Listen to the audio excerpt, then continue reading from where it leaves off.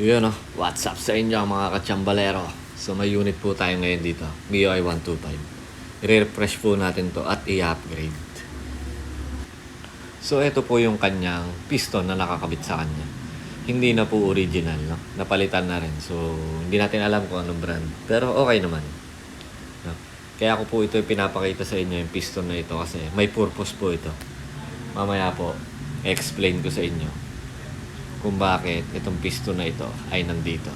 At kakabituan po natin siya ng 54mm by Racing Monkey. Ayan, i-unbox po natin yan. Yung 54mm na yan. Ayan yung kanyang mga gasket. Yun. Labas na yan. Ayan So, pasensya na po. Medyo malikot. One hand technique lang muna tayo. Balik natin yung gasket sa loob ng box. At hindi naman yan kasama sa ating pag-uusapan niya yan. Kuhanin natin yung kanyang piston ring. Ayun. So, syempre, as usual, pag aftermarket, RIK lagi yung piston ring.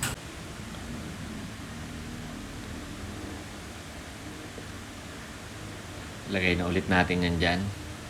At kuhanin natin yung kanyang piston pin. Ayan. Tapos, eto na.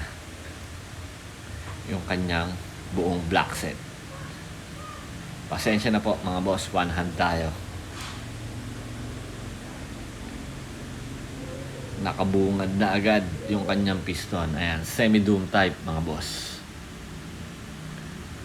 Semi-doom type. 54mm. Pwede po itong bolt-on. Pinapaliwanag ko lang po sa inyo, mga bossing. So, ito po yung current niyang piston. Ayan, yung nakakabit sa kanya kanina.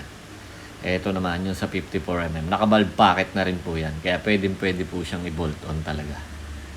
Tanggalin natin yung piston. Pakita ko sa inyo. At paliwanag ko sa inyo kung ano yung purpose, kung bakit nilabas ko yung piston na nakakabit sa kanyang motor. So, ito mga boss. Pinagtabi ko na yung dalawang piston.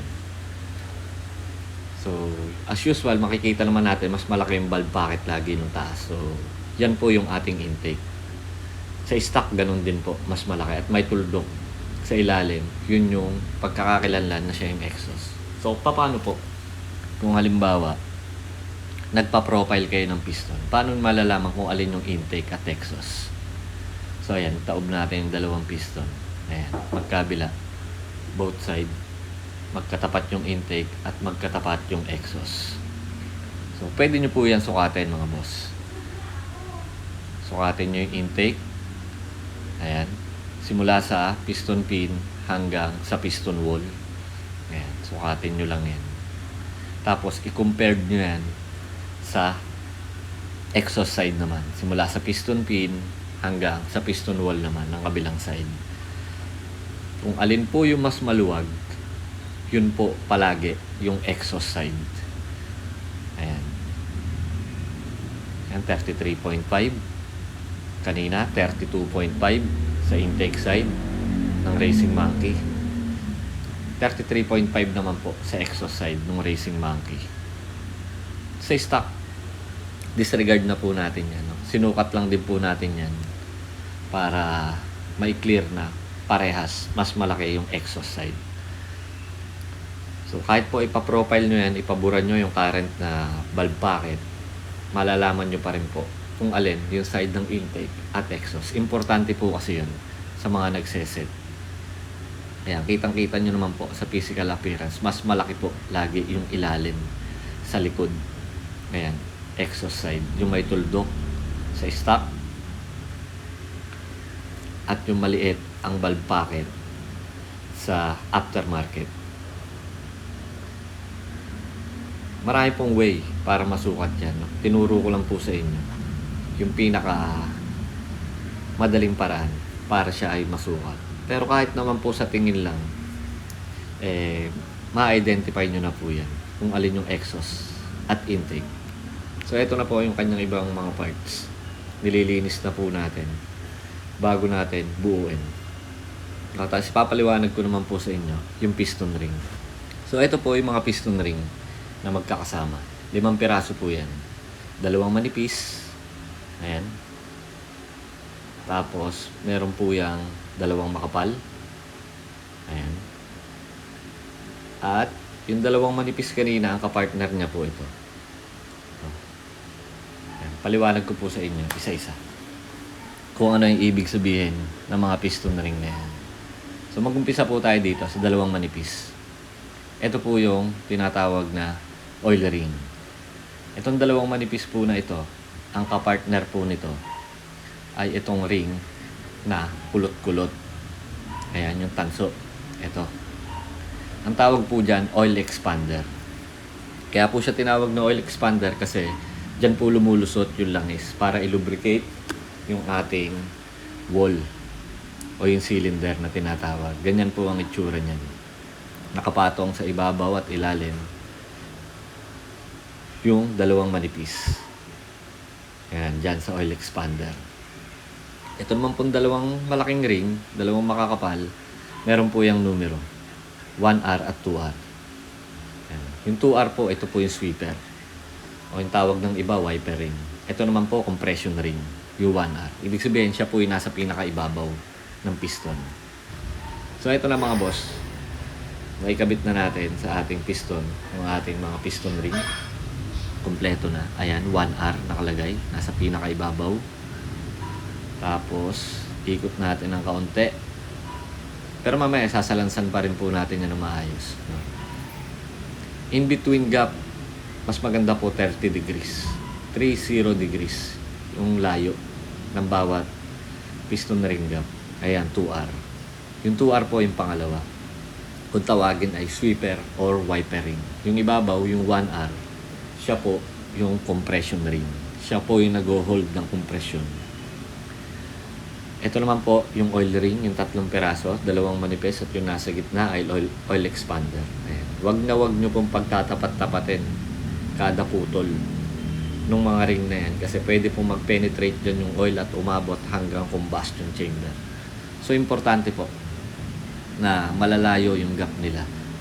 Kaya mas maganda po kada set nyo 30 degrees. At ito naman, crankcase bearing na napakaingay sa Honda Click. Hindi ko na lang napicturean talaga yung unit kasi medyo busy po ako dito sa loob sa aking mga ginagawa. Iniinitan ko po yan. After kong tanggalin yung circlip, iinitin po natin yan bago natin hinahid ng puller para mas malambot po siya. Para hindi na puwersahan. Ine-expand po muna natin yung metal na nag-hold sa bearing. Ang gamit ko po ngayon ay heat gun. Dahil yung aking torch ay naubusan ng butane. So, pwede naman po heat gun. Kahit 5 minutes, okay lang. Pag uminit na siya, okay na po yun. So, ganito pong puller ang aking ginagamit. Blind puller na mabibili nyo kahit saan. Shopee, Lazada. So, ito na mga boss. Naisalpak na nga pala natin yung 54mm. Ayan, semi-doom. Ayan, naikabit na po natin yung block. Pati yung head, nalinis na po natin. Ayan, na-lighten na po natin yung mga barbula. Napalitan na rin po natin ng mga valve seal. Naasa na natin at na-modify na po natin yung kanyang camshaft. Ayan po, yung sitwasyon kanina. Medyo nagkarami yung mga nagpagawa at nagkaroon po ng pila. Yung umaandar na po mga bossing.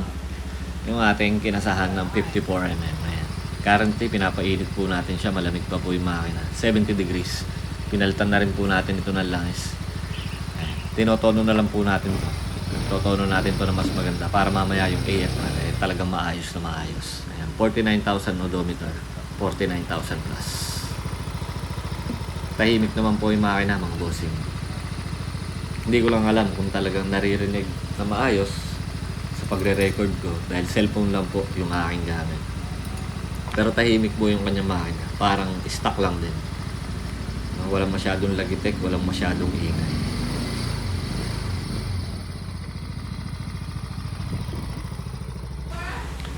At ayan mga boss, naituno na po natin. Testingin natin i-start. Yun o, RPM, okay. AFR syempre, binabantayan po natin lagi yan. no? Nasa 13 po yung kanyang AFR, not bad, not lean, not rich, no? Nasa optimal temp naman po siya. Ayan, bumaba pa ng 12.96. So, tapos na po ito, na itono na natin to na maayos. Kaya, napakaganda na po nung kanyang AFR. At ito pa po, yung mga nagpagawa kanina hanggang labas. Maraming salamat po. Umaga pa lang, nandito na kayo kahit umuulan. Thank you po. Ride safe sa lahat. And God bless. Bukas po ulit mga bossing.